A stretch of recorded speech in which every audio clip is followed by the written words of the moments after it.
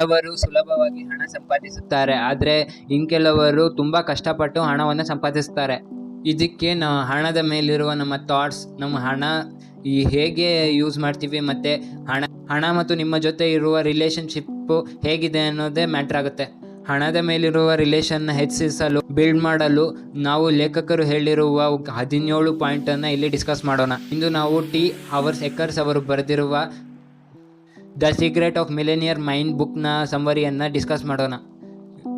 Writer ಈ ಬುಕ್ಕನ್ನು 2 ಪಾರ್ಟಾಗಿ divide ಮಾಡಿದ್ದಾರೆ.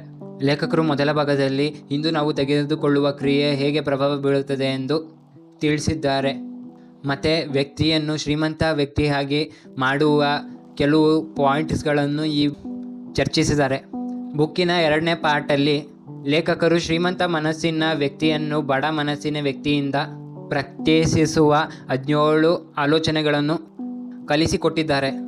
First point, your money thoughts.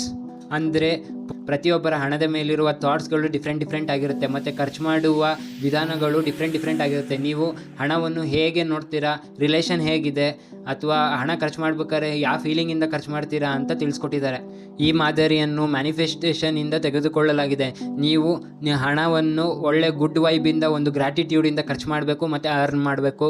ಮತ್ತು ನೀವು ಸ್ಪೆಂಡ್ ಮಾಡುವ ಹಣವನ್ನು ಯಾವುದೇ ಚಿಂತೆ ತೊಡಕಿಲ್ದಲೇ ಖರ್ಚು ಮಾಡಬೇಕು. ಮತ್ತು ಹಾಗಂತ ಸೇವ್ ಮಾಡಬಾರ್ದು ಅಂತಲ್ಲ, ಎಷ್ಟು ಸೇವ್ ಮಾಡಬೇಕು ಅಷ್ಟು ಸೇವ್ ಮಾಡಿ ಉಳಿದಿರೋ ಹಣನ ನಿರಾಳವಾಗಿ ಖರ್ಚು ಮಾಡಬೇಕು. ಮತ್ತು ಯಾವಾಗಲೂ ಹಣದ ಮೇಲೆ ಒಂದು ಗುಡ್ ವೈಬನ್ನು ಇಟ್ಕೋಬೇಕು, ಗುಡ್ ರಿಲೇಷನನ್ನು ಬಿಲ್ಡ್ ಮಾಡಬೇಕು. ನೀವು ಹಣ ಎಷ್ಟು ಮಾಡಬೇಕು ಅನ್ನೋದನ್ನ ಮೈಂಡಲ್ಲಿ ಸೆಟ್ ಮಾಡಿಕೊಂಡು ಅದಕ್ಕೋಸ್ಕರ ಆ್ಯಕ್ಷನ್ಗಳನ್ನ ತಾಣಬೇಕು. ಇದೇ ಮ್ಯಾನಿಫೆಸ್ಟೇಷನ್ ಆಗಿ ಬದಲಾಗುತ್ತೆ. ನೀವು ಪ್ರತಿದಿನ ಹಣ ಎಷ್ಟು ಖರ್ಚು ಮಾಡಬೇಕು, ಎಷ್ಟು ಉಳಿಸ್ಬೇಕು ಅಂತ ಥಿಂಕ್ ಮಾಡಿದ್ರೆ ಹಣನ ಹೇಗೆ ಬೆಳೆಸಬೇಕು, ಯಾವ ರೀತಿ ಬೆಳೆಸಬೇಕು, ಮತ್ತು ಎಷ್ಟು ಲೆವೆಲಿಗೆ ಬೆಳೆಸಬೇಕು ಅನ್ನೋದನ್ನ ಫಿಕ್ಸ್ ಮಾಡ್ಕೋಬೇಕು. ಫಾರ್ ಎಕ್ಸಾಂಪಲ್, ನಿಮಗೆ 8 ಕೋಟಿ ಅಂದರೆ 1 ಮಿಲಿಯನ್ ಒಂದು 10 ಅಥವಾ 5 ವರ್ಷದಲ್ಲಿ ಮಾಡಬೇಕು ಅಂದ್ಕೊಳ್ಳಿ. ನೀವು ಅದನ್ನು ತಲುಪೋದಕ್ಕೆ ಯಾವ ಸ್ಟೆಪ್ನ ತಾಣಬೇಕು ಅನ್ನೋದನ್ನ ಯೋಚನೆ ಮಾಡಿ ನಿಧಾನವಾಗಿ ಆ ಸ್ಟೆಪ್ನ ಫಾಲೋ ಮಾಡಬೇಕು. ನಿಮ್ಮ ಹತ್ರ ಹಣ ಏಕೆ ಬರೋದಿಲ್ಲ ಅನ್ನೋದಕ್ಕೆ ಒಂದು ಎಕ್ಸಾಂಪಲ್ ನೋಡಿ. ನೀವು ಚಿಕ್ಕ ವಯಸ್ಸಲ್ಲಿದ್ದಾಗ ದೊಡ್ಡವರು ಅಥವಾ ಹಿರಿಯರು ಹೇಳಿರ್ತಾರೆ, ದುಡ್ಡಿರೋರೆಲ್ಲ ಸ್ವಲ್ಪ ಕೋಪಿಷ್ಠರಾಗಿರ್ತಾರೆ ಅಥವಾ ಸರಿ ಇರಲ್ಲ, ಹೇಗೋ ದುಡ್ಡು ಮಾಡಿರ್ತಾರೆ, ಕೋಟ್ಯಾಂತರ ರೂಪಾಯಿ ಹೇಗೋ ತಲೆ ಹೊಡೆದು ಮಾಡಿರ್ತಾರೆ ಅಂತ. ಅದೇ ನಿಮ್ಮ ಮೈಂಡ್, ಸಬ್ಕಾನ್ಷಿಯಸ್ ಮೈಂಡ್ ಒಳಗೆ ಕೂತ್ಕೊಂಡಿರುತ್ತೆ. ಅದನ್ನು ನೀವು ಚೇಂಜ್ ಮಾಡಬೇಕು. ಇಲ್ಲಾಂದರೆ ನಿಮಗೆ ದುಡ್ಡು ಅಟ್ರಾಕ್ಟೇ ಆಗೋದಿಲ್ಲ. ನೀವು ಎಷ್ಟು ದುಡಿದ್ರೂ ಖರ್ಚೇ ಆಗ್ತಾ ಇರುತ್ತೆ. ಇದು ಯಾವುದೇ ಶಾಸ್ತ್ರ ಅಲ್ಲ, ಇದು ಪ್ಯೂರ್ ಸೈಕಾಲಜಿ ಆಫ್ ಮನಿ. ಮೊದಲು ನಿಮ್ಮ ಹಣದ ಮೇಲಿರುವ ರಿಲೇಷನ್ ಅಂದರೆ ಥಾಟ್ಸ್ನ ಬದಲು ಮಾಡ್ಕೊಳ್ಳಿ. ಒಂದು ಪೇಪರ್ ಅಂದ್ಕೊಂಡು ಥಿಂಕ್ ಮಾಡ್ದಲೇ ಒಂದು ಗುಡ್ ಅಸೆಟ್ ಅಂತ ಥಿಂಕ್ ಮಾಡಿ, ಒಂದು ಗುಡ್ ಅಸೆಟ್ ಅಂತ ಥಿಂಕ್ ಮಾಡಿ. ಇದು ನಿಮಗೆ ನೀಡ್ ಅಂತ ಥಿಂಕ್ ಮಾಡಿ. ಅಂದರೆ ಹಣನ ಜಾಸ್ತಿ ಖರ್ಚು ಮಾಡೋದು ಮತ್ತು ಹಣನ ಜಾಸ್ತಿ ದುಡಿಯೋದು ಕೆಟ್ಟದಲ್ಲ, ಶ್ರೀಮಂತರಾಗೋದು ಕೆಟ್ಟದಲ್ಲ ಅಂತ ಥಿಂಕ್ ಮಾಡಿ. ನಿಮ್ಮ ಹಳೆ ವಿಚಾರಗಳನ್ನು ಮೈಂಡಿಂದ ಹೊರಗೆ ತೆಗೀರಿ. ನೀವು ಯಾರೋ ಶ್ರೀಮಂತರು ಕಾರ್ ತಗೊಂಡ್ರೆ ಯಾರು ಬೇಜಾರಾಗ್ದಲೆ ಅಥವಾ ಹೊಟ್ಟೆ ಕಿರ್ಚ್ಬಾರ್ದಲೆ ನಿಮಗೇನಾರು ಪರಿಚಯ ಇದ್ದರೆ ಅವರಿಗೆ ಒಂದು ಗ್ರ್ಯಾಟಿಟ್ಯೂಡ್ ಅಂತ ವಿಶ್ ಮಾಡಿ ಬನ್ನಿ. ಆ ಕಾರು ಮುಂದಿನ ವರ್ಷ ಅಥವಾ ಇನ್ನೊಂದು ಫ್ಯೂ ಇಯರ್ಸಲ್ಲಿ ನಿಮ್ಮದು ಆಗಿರ್ಬೋದು. ನೀವೇನಾದ್ರು ಹೊಟ್ಟೆ ಕಿರ್ಚ್ಬಿಟ್ರೆ ನಿಮಗೆ ಇರೋ ಅಷ್ಟು ಹಣನೂ ಹೋಗ್ಬೋದು. ನೀವು ಯಾವಾಗಲೂ ಲೈಫಲ್ಲಿ ಸ್ಯಾಟಿಸ್ಫ್ಯಾಕ್ಷನ್ ಇಟ್ಕೊಳ್ಳಿ. ನೀವೇನಾದರೂ ಖಿನ್ನತೆಯಿಂದ ಅಂದರೆ ಬೇಗ ಮಾಡಬೇಕು, ಯಾಕೆ ಸಿಗ್ತಾಯಿಲ್ಲ ಅನ್ನೋ ಮನಸ್ಸಿಂದ ಹಣನ ಮ್ಯಾನಿಫೆಸ್ಟ್ ಮಾಡಿಕೊಂಡ್ರೆ ಬರೋದಿಲ್ಲ. ಅಂದರೆ ನಿಮಗೆ ಹಣ ದುಡಿಯಲು ಆಪರ್ಚುನಿಟಿಗಳು ಸಿಗೋದಿಲ್ಲ. ನೀವು ದುಡಿದಿರೋ ಹಣನ ಪ್ಲ್ಯಾನ್ ಮಾಡಬೇಕು, ಉಳಿಸ್ಬೇಕು, ಮತ್ತು ಎಷ್ಟು ಬೇಕು ಅಷ್ಟು ಖರ್ಚು ಮಾಡಬೇಕು. ಇವಾಗ ಬುಕ್ಕಲ್ಲಿ ಬರೆದಿರೋ 17 ಇಂಪಾರ್ಟೆಂಟ್ ಪಾಯಿಂಟ್ಸ್ನ ತಿಳ್ಕೊಳ್ಳೋಣ.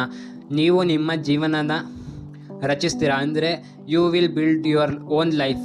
ಶ್ರೀಮಂತರು ಜನರು ಯಾವಾಗಲೂ ರೆಸ್ಪಾನ್ಸಿಬಿಲಿಟಿನ ತಾಣೋದಕ್ಕೆ ರೆಡಿ ಇರ್ತಾರೆ, ರೆಸ್ಪಾನ್ಸಿಬಿಲಿಟಿಯಿಂದ ದೂರ ಹೊರಡಲ್ಲ. ಮತ್ತು ಪ್ರಾಬ್ಲಮ್ಸಿಗೆ ಅನೇಕ ಸೊಲ್ಯೂಷನ್ಗಳನ್ನ ಹುಡುಕ್ತಾರೆ, ಮೊದಲೇ ಇಟ್ಟಿರ್ತಾರೆ.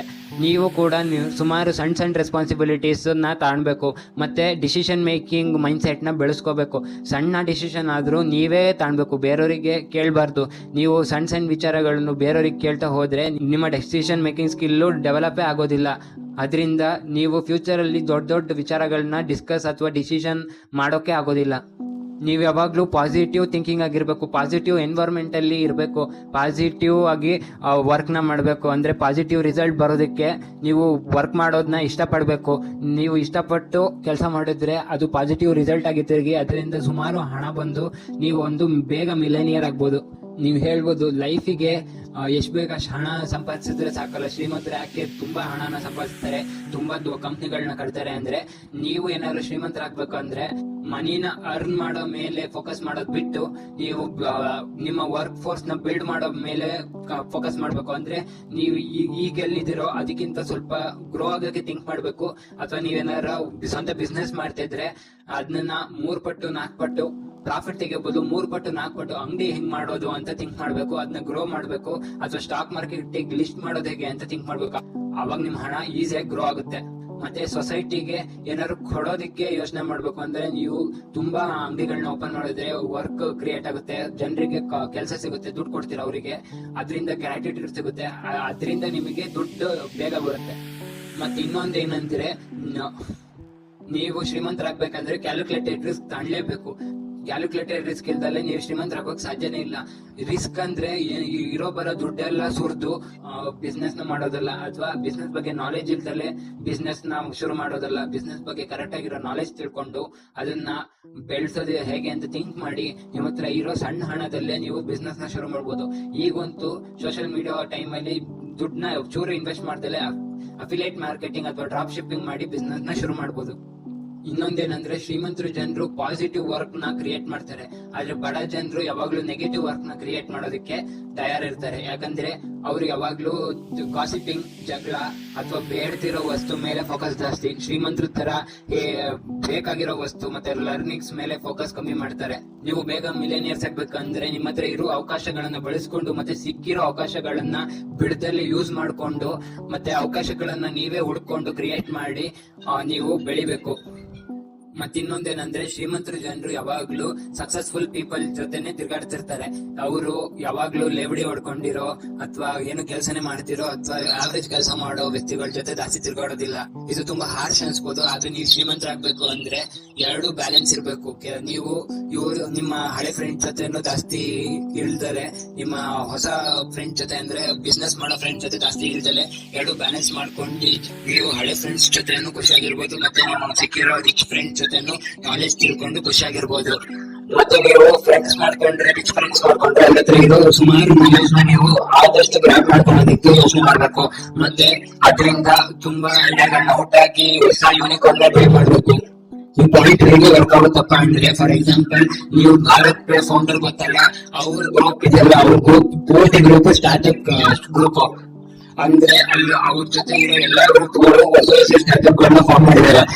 ಅಂದ್ರೆ ಯೂತ್ ಎನ್ವೈರನ್ಮೆಂಟ್ ಹೇಗಿತ್ತು ಅಂತ ನೋಡಿ, ಒಬ್ಬ ಸ್ಟಾರ್ಟ್ಅಪ್ ನ ಶುರು ಮಾಡ್ದ ಅಂತ ಅವನ ಹತ್ರ ಇರೋ ನಾಲೆಜ್ ಮತ್ತೆ ತಮ್ಮ ಹತ್ರ ಇರೋ ನಾಲೆಜ್ ನ ಮಿಕ್ಸ್ ಮಾಡ್ಕೊಂಡು ಅವ್ರದ್ದು ಹೊಸ ಕಂಪ್ನಿ ಮತ್ತೆ ಸ್ಟಾರ್ಟ್ಅಪ್ ನ ಹುಟ್ಟಾಕಿದ್ರು.